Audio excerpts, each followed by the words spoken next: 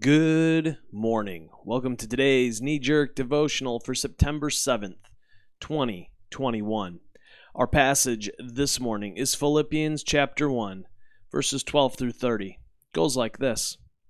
I want to report to you, dear friends, that my imprisonment here has had the opposite of its intended effect.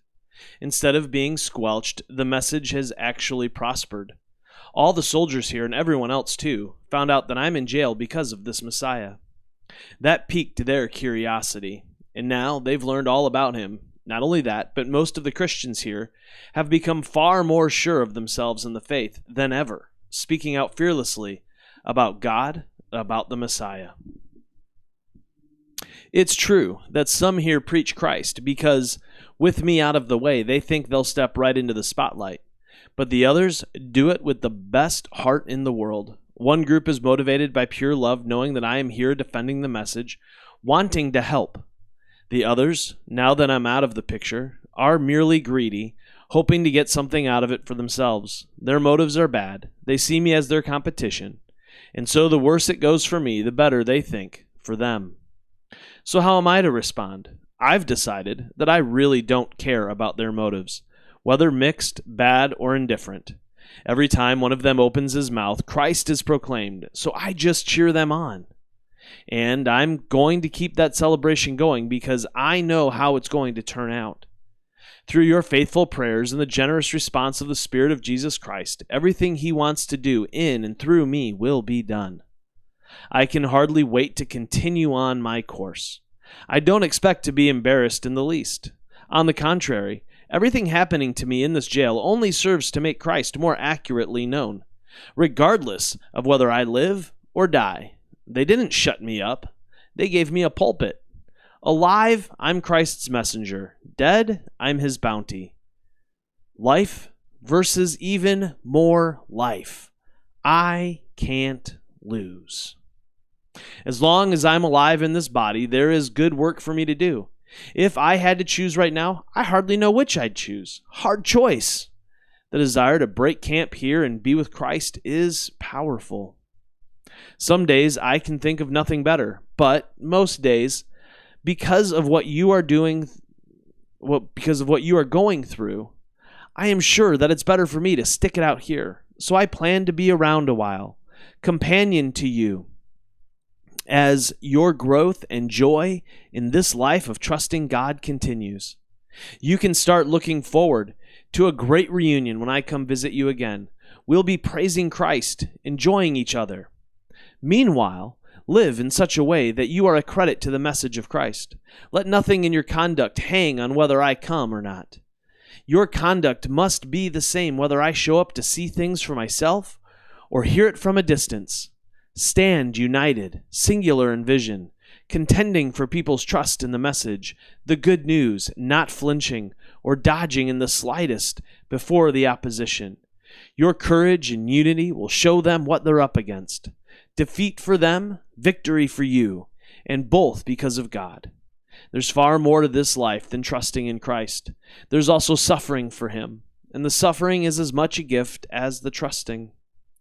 You're involved in the same kind of struggle you saw me go through, on which you are now getting an updated report in this letter.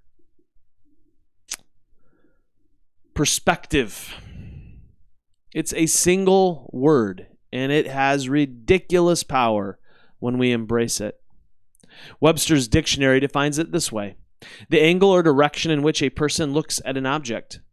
Point of view. The ability to understand what is important and what isn't. An accurate rating of what is important and what isn't. This word is what popped into my mind as I read this passage this morning. I think that over the last 18 months or so, we have all had a crash course in perspective. We have had to discern what is really important and what isn't. We've had to make choices to help us to keep from becoming distressed and heartbroken over and over again. Disappointment seems to be around every corner, and so we have had to learn the art of managed expectations. Perspective is something that we have had to learn to hold on to. Paul had mastered the art of keeping perspective. He had figured out what was most important, and in so doing was able to keep everything else in its proper place. He was able to see the beauty and good in those who were even preaching the gospel from impure motives. He knew that he wanted to be with the Lord, but he knew that what mattered most, at least in this moment, was loving those entrusted to his spiritual care. It's wild to think that someone could say something like, "There's far more to this life than trusting in Christ. There's also suffering for him, and the suffering is as much a gift as the trusting." I'll tell you what, that's a perspective that can only be held and shared by someone who has walked through a depth of suffering and come out the other side. For many of us, to say that would be trite. But for Paul, it was truth. He lived that out. This was not a philosophical truism. No, this was a reality that he had embodied. When I think of someone who is able to keep perspective, I am struck by my good friend Mike. He suffered the loss of his only son.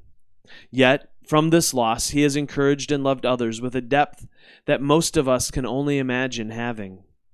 Holding the perspective that Mike does about pain, suffering, and heartache was one that he lived.